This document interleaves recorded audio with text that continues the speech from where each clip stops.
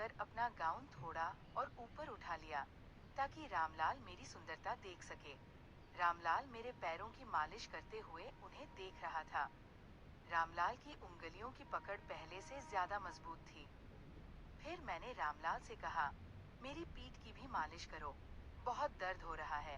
उसने कहा, मैडम, मैं ये नहीं कर सकता। मैंने रामलाल से कहा, तुम्हें शर्माने की जरूरत नहीं है, मैंने तुम्हें काम पर रखा है। मैं इस मालिश के लिए अलग से पैसे दूंगी, जिससे तुम्हारा घर अच्छी तरह चलेगा। मैंने उसे पैसे का लालच दिया। रामलाल ने मेरी पीठ पर मालिश करना शुरू कर दिया।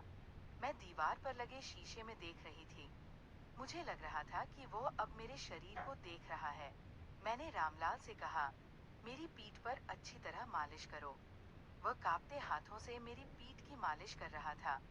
उसके हाथ बहुत कांप रहे थे। थोड़ी देर बाद मैं मुड़ी और सीधी लेट गई और रामलाल से कहा, अब मेरे पेट की भी मालिश करो। इतना कहकर मैंने अपना कपड़ा ऊपर करना शुरू कर दिया। रामलाल बोला, मैडम, आप ये क्या कर रही हैं? रामलाल बहुत कांप रहा था और हिचकिचा रहा था। रामलाल पहले कुछ भी करने को तैयार नहीं था। वो चाहता था कि मैं पहले पहल करूं। वो थोड़ा शर्मीला था, इसलिए मैंने उसके दोनों हाथ पकड़े। हेलो दोस्तों, मुझे उम्मीद है कि आपको ये कहानी बहुत पसंद आएगी। मेरा नाम रेशमा है और मैं 24 साल की एक खूबसूरत युवती हूँ। मेरी शादी को 3 साल हो गए हैं। जीवन में मुझे सभी सुख मिले हैं, लेकिन एक सुख नहीं मिला जो हर महिला चाहती है, पति का प्यार। मेरे पति एक बड़े व्यापारी हैं और व्यापार के कारण वो हमेशा घर से बाहर रहते हैं। मेरे पास सुख, सुविधाएं, संपत्ति, ऐश्वर्य सब कुछ है, लेकिन मैं हमेशा जिसके साथ रहना चाहती हूँ वह मेरे पास नहीं है, मेरे पति और उनका प्यार। मेरे घर में एक नौकर है, उसका नाम रामलाल है। उसकी उम्र लगभग 22 साल है। वह भी गांव का रहने वाला है और शादीशुदा है, लेकिन उसकी पत्नी गांव में रहती है। वह भी अपनी पत्नी के प्यार के लिए तरसता है। पिछले साल की बात है, मेरे पति घर आए थे। एक दिन रुके और पूरा दिन फोन पर बिताया। रात को उन्होंने कहा कि वह 1 महीने के लिए अमेरिका व्यापार के सिलसिले में जा रहे हैं। उस रात मैं बहुत रोई।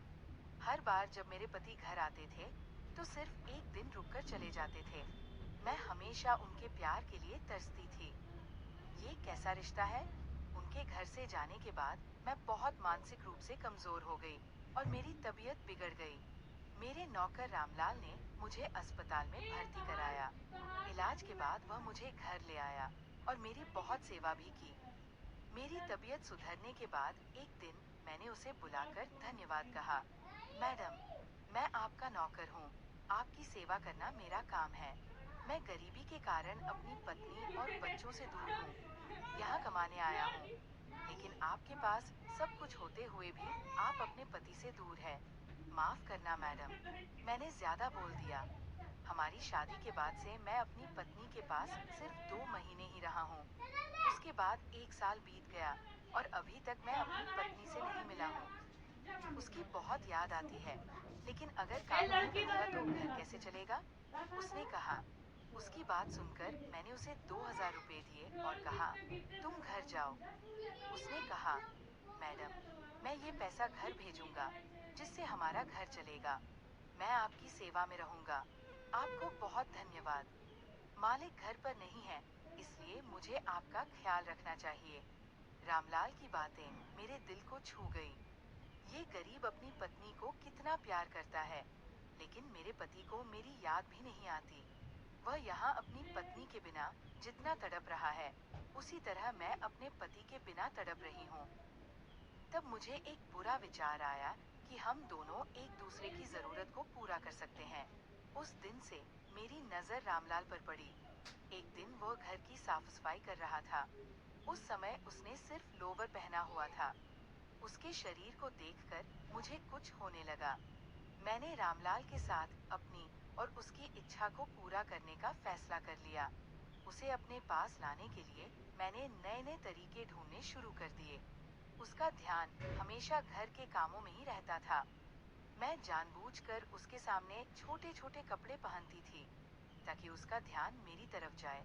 और वह मेरी ओर आकर्षित हो, लेकिन वो हमेशा अपने काम में ही लगा रहता था। मैं जब नहाने जाती थी तो जानबूझकर बाथरूम का दरवाजा खुला छोड़ देती थी। रात को छोटे कपड़े पहनती थी, लेकिन मेरी सारी कोशिशें नाकाम हो रही थी। मुझे एक और कोशिश करनी चाहिए, जिससे रामलाल जल्दी पिघल जाएगा, ऐसा मुझे लगा। एक दिन मैंने रामलाल को अपने पास बुलाया और कहा, मुझे आज बहुत पीने का मन कर रहा है। उसने कहा, मैडम, यह आपकी सेहत के लिए अच्छा नहीं है। पिछली बार भी आपकी तबीयत बिगड़ गई थी। तो मैंने कहा, तो मैं क्या करूं? मुझे अपने पति की बहुत याद आ रही है। मैं पति का प्यार पाने के लिए तरस रही हूँ। मेरे पति मेरी हालत नहीं समझ रहे हैं। वह चुपचाप सिर झुकाकर मेरी बातें सुन रहा था। मैंने उससे पूछा, क्या तुम्हें कोई और लत है? उसने कहा, मेरे पास उस तरह की लत को पूरा करने की ताकत नहीं है। मैं पूरी तरह से बेबस हो गई थी। तब मेरे कपटी दिमाग में एक योजना आई। मुझे समझ में आया कि ये योजना निश्चित रूप से काम करेगी, क्योंकि मुझे पता था कि मेरे पति को मेरी ज्यादा परवाह नहीं है। उन्हें अपने व्यापार की चिंता है। मैं इस तरह की जिंदगी नहीं जीना चाहती। हर औरत शादी के बाद चाहती है कि उसका पति उसके साथ रहे, प्यार करे और उसका ख्याल रखे। लेकिन मेरी किस्मत में पति का प्यार नहीं था। उस रात रामलाल मेरे कमरे में आया और पूछा, मैडम, खाना लगा दूं? तो मैंने कहा, मुझे अभी भूख नहीं है। मैंने रामलाल से कहा, क्या तुम मेरा एक काम करोगे? तो रामलाल ने कहा, जरूर करूंगा मैडम। मैंने कहा, मेरी तबीयत ठीक नहीं है। थोड़ा तेल गरम करके लाओ और मेरे हाथ पैर दबा दो, मालिश कर दो। रामलाल ने कहा, ठीक है मैडम। उस रात मैंने गाउन पहना हुआ था और मैं बिस्तर पर लेटी हुई थी। रामलाल 5 मिनट में तेल गरम करके कमरे में आकर खड़ा हो गया। मैंने अपना गाउन घुटनों तक ऊपर कर लिया था। रामलाल ने मेरे पैरों पर तेल लगाकर मालिश करना शुरू कर दिया। मैंने जानबूझकर अपना गाउन थोड़ा और ऊपर उठा लिया, ताकि रामलाल मेरी सुंदरता देख सके। रामलाल मेरे पैरों की मालिश करते हुए उन्हें देख रहा था। रामलाल की उंगलियों की पकड़ पहले से ज्यादा मजबूत थी। फिर मैंने मुड़कर रामलाल से कहा, मेरी पीठ की मालिश करो, बहुत दर्द हो रहा है। वह थोड़ा हिचकिचाया और बोला, मैडम, मैं ये नहीं कर सकता। मैंने रामलाल से कहा, तुम्हें शर्माने की जरूरत नहीं है। मैंने तुम्हें अपने काम के लिए नियुक्त किया है। इस मालिश के लिए मैं तुम्हें अलग से पैसे दूंगी, जिससे तुम्हारा घर अच्छी तरह चलेगा। मैंने उसे पैसे का लालच दिखाया। रामलाल ने मेरी पीठ से गाउन ऊपर उठाया और मालिश शुरू कर दी। मैं दीवार पर लगे शीशे में देख रही थी। मुझे लग रहा था कि अब वह मेरे शरीर को देख रहा है। मैंने उससे कहा, रामलाल, मेरी पीठ पर अच्छी तरह मालिश करो। वह कांपते हाथों से मेरी पीठ की मालिश कर रहा था। उसके हाथ बहुत कांप रहे थे। थोड़ी देर बाद मैं मुड़ी और सीधी लेट गई और रामलाल से कहा, अब मेरे पेट की भी मालिश करो। इतना कहकर मैंने अपना कपड़ा ऊपर करना शुरू कर दिया। रामलाल बोला, मैडम, आप ये क्या कर रही हैं? रामलाल बहुत कांप रहा था और हिचकिचा रहा था। मैंने उसके दोनों हाथ पकड़े और अपने पेट पर रख दिए।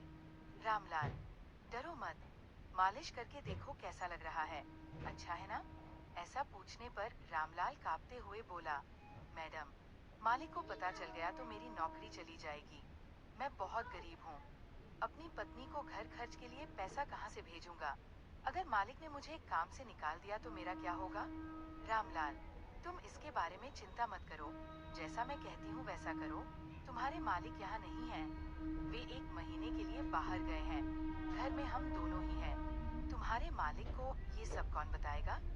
देखो रामलाल, अगर तुम मेरी इच्छा के अनुसार चलोगे तो मैं तुम्हें कितना अमीर बना दूंगी तुम अंदाजा भी नहीं लगा सकते। अपनी पत्नी को पैसे भेजने के लिए तुम्हें ज्यादा मेहनत नहीं करनी पड़ेगी। तुम मेरी इच्छा पूरी करो। अपनी पत्नी और परिवार की चिंता छोड़ दो। मैं तुम्हारे साथ हूँ। मैं सब ठीक कर दूंगी। तुम्हारे परिवार का सारा खर्चा मैं ही उठाऊंगी। वह हिचकिचा रहा था, लेकिन रामलाल अपने ऊपर काबू नहीं रख पा रहा था। मुझे समझ में आ गया कि वो जानबूझकर खुद को रोक रहा है। मुझे पता था कि वह अपनी पत्नी का प्यार पाने के लिए बहुत परेशान है। मैंने रामलाल से कहा, रामलाल, मैं अपने पति का प्यार पाने के लिए बहुत इंतजार कर रही हूँ। तुम अपनी पत्नी का प्यार पाना चाहते हो? तो चलो हम दोनों एक दूसरे को वो प्यार दें जिसके लिए हम तरस रहे हैं। इनकार मत करो रामलाल, नहीं तो मैं जिंदा नहीं रह पाऊंगी। आज रात मैं ही तुम्हारी पत्नी हूँ। जान लो कि मुझ पर तुम्हारा पूरा अधिकार है। इतना कहकर मैंने उसे अपनी बाहों में भर लिया, लेकिन रामलाल ने अचानक मुझे धक्का दिया और दूर कर दिया और मेरे पैरों से बिस्तर की चादर उठाकर मेरे शरीर को पूरी तरह से ढक दिया और सिर झुकाकर हाथ जोड़कर खड़ा हो गया और बोला, मैडम, ये मुझसे नहीं हो सकता। मैं अपनी पत्नी से बहुत प्यार करता हूँ। मैं अपनी पत्नी को धोखा नहीं दे सकता। मैं अपने मालिक को धोखा नहीं दे सकता।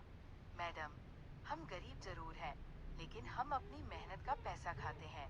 मालिक आपको छोड़कर महीनों विदेश में रहते हैं। इसका मतलब ये नहीं है कि आप मालिक के साथ अनुचित व्यवहार करें।